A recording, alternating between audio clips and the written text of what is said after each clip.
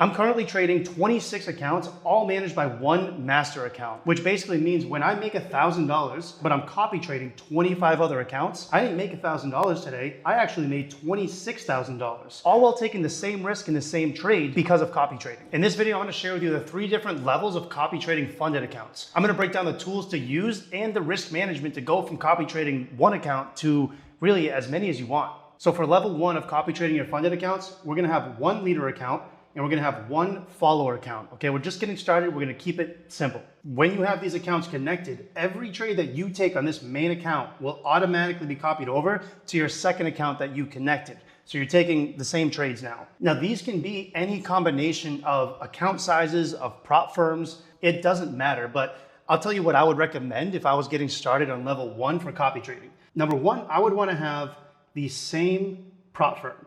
The main reason for having the same prop firm is just because it's the same rules. And other than that, I'd also be looking for the exact same account size. So I'm just gonna be getting a bunch of 50K accounts or a bunch of 100K accounts, and I'm just gonna connect the same one over. That way I have the exact same risk management settings, I have the exact same rules around it. This is how I would start level 1.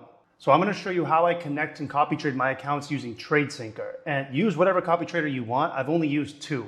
So after I'm logged in here, I'm gonna go to the connections and I'm gonna hit add connection. Whatever account you have, whatever login information you have, these are the platforms you can use with TradeSyncer. So I'll just name this one. I'll reconnect my Apex accounts real quick. And once that account was logged in, I'm just gonna hit details here and I'm gonna activate these accounts. So for now, I'm just gonna activate 2. I'm gonna have a leader and a copier. And we're gonna come over to Cockpit. You can hit set leader account and then just pick whichever account you want to be the leader. And the other one won't be a follower until you turn this on. And that's all you need to do to set this up. You now have your master account here. Every trade you take on this will automatically get copied over to this bottom account here as long as this little toggle switch is turned on. So when you make $500 in your main account, you actually made $1,000. You literally just doubled your income by doing this one step.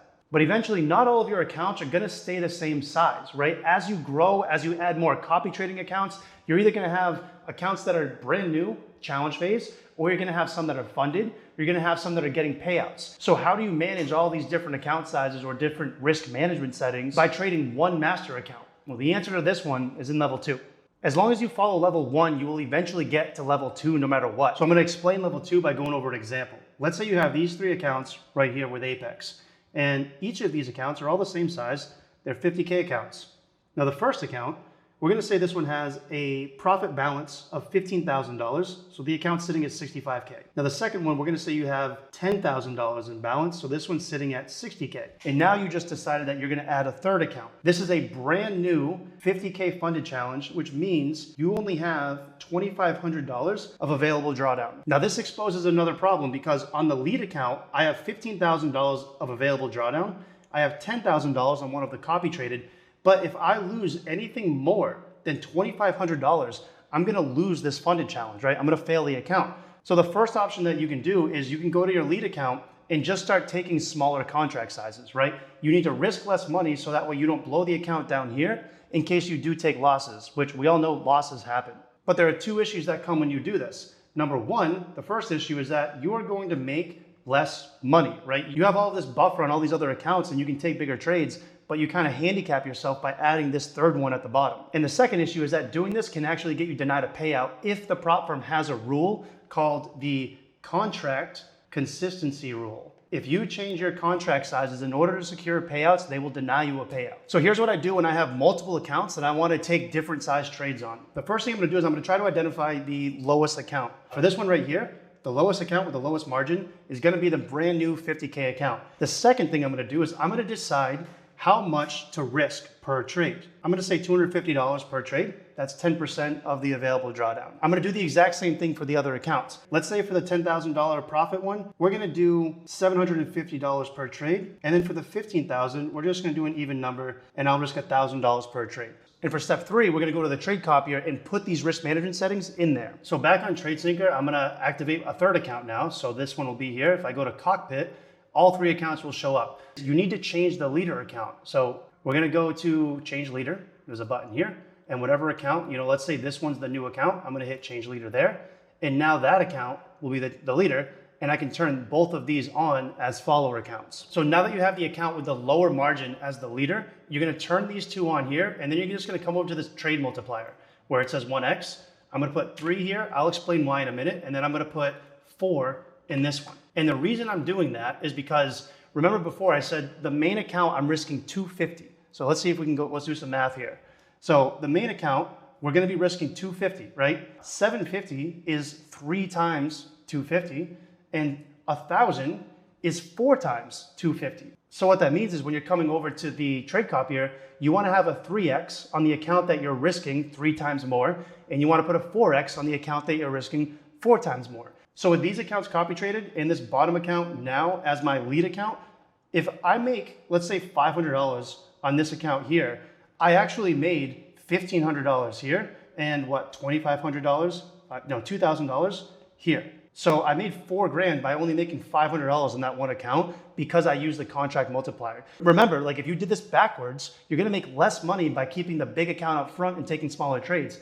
This way, you can take smaller trades on the challenge account, but still take the bigger trades on the accounts you have bigger balances in. The trade multiplier inside the trade copier is the tool to do that with. Now, you shouldn't really have to worry about adjusting the trade multiplier too often. The only times that I do it is either when you take a payout or when you're adding new accounts because you have account balances that change. Now, level 3 is where things can get really juicy and really fun. Most prop firms only allow you to trade with 5 accounts per firm. With the exception of Apex, they allow up to 20 accounts. But I just told you in the beginning of this that I'm trading with 26 accounts. This is because you can actually connect prop firms and trade them with each other.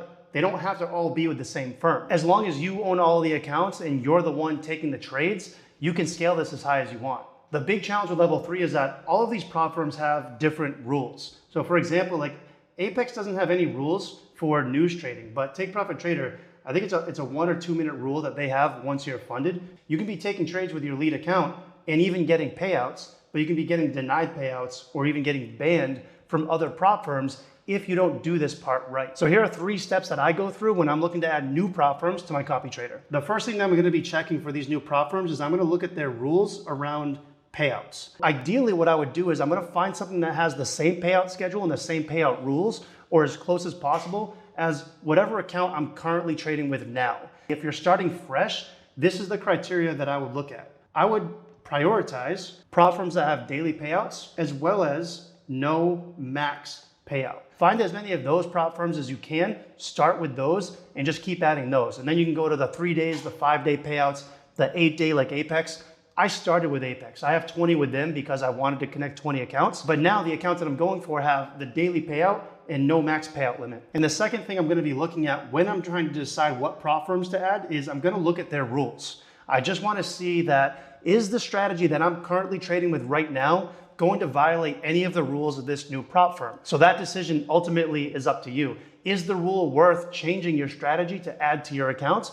Maybe, or maybe you just find different prop firms that have different rules. Number 1 criteria is payouts. Number 2 is the rules. And then once I'm good with all of that, all I do is I go back over to TradeSyncer and then I'm just gonna connect the accounts and start trading with it.